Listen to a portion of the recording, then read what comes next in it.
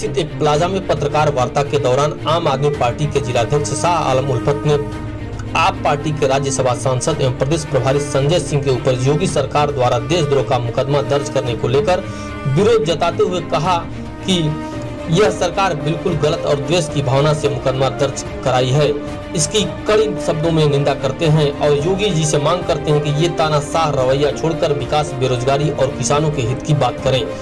उत्तर प्रदेश में कानून व्यवस्था इस हद तक बिगड़ चुकी थी कि तमाम लोगों की हत्या हो रही है, जिसमें पंडितों की हत्या हुई, ब्राह्मणों की हत्या हुई, दलितों की हत्या हो रही है, पिछड़ों की हत्या हो रही है।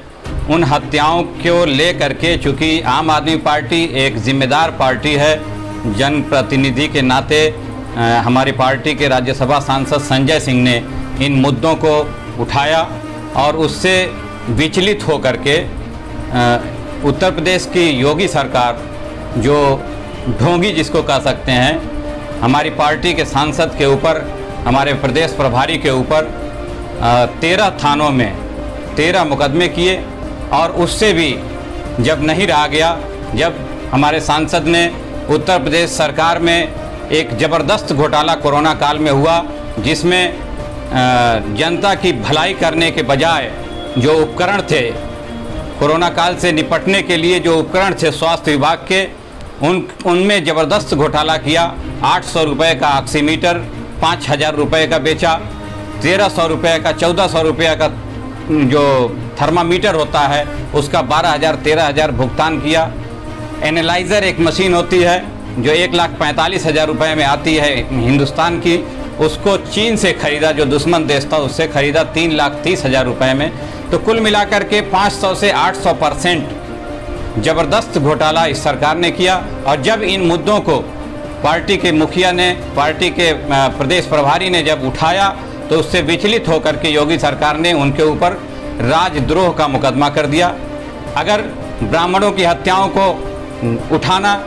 पिछड़ों की हत्याओं को उठाना, दलितों की हत्याओं को उठाना, किसानों की हत्याओं के मुद्दे को उठाना अगर राजद्रोह है, तो आम आदमी पार्टी का हर कार्यकर्ता राजद्रोह के मुकदमे को सहने के लिए तैयार है। और इस सिलसिले में कल लखनऊ के हजरतगंज थाने में प्रदेश प्रभारी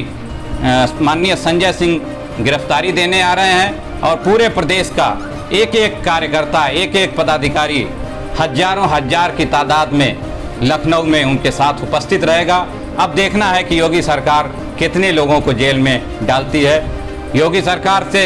आम आदमी पार्टी का हर कार्यकर्ता, हर पदाधिकारी ये बिल्कुल कह सकता है, जिम्मेदारी के साथ कह सकता है कि चाहे तुम हमें जेल में डालो, चाहे हमें सूली पे चढ़ा दो, लेकिन हम जनता की आवाज़ को उठाने में जरा सा भी हिचकेंगे नहीं। आम आदमी पार्टी बिल्कुल स्पष्ट रूप से कहना चाहती है कि 24 करोड़ उत्तर प्रदेश की जनसंख्या है, जिसमें विभिन्न जाति और धर्म के लोग हैं। जो सरकार होती है वो सबके लिए समान कार्य करनी चाहिए, लेकिन योगी सरकार जो है सिर्फ ठाकुरों की बात करती है, सिर्फ ठाकुरों का काम करती है। बाकी जितनी भी हत्याएँ हुई हैं, चाहे ब्राह्मणों की हत्या हुई हो, चाहे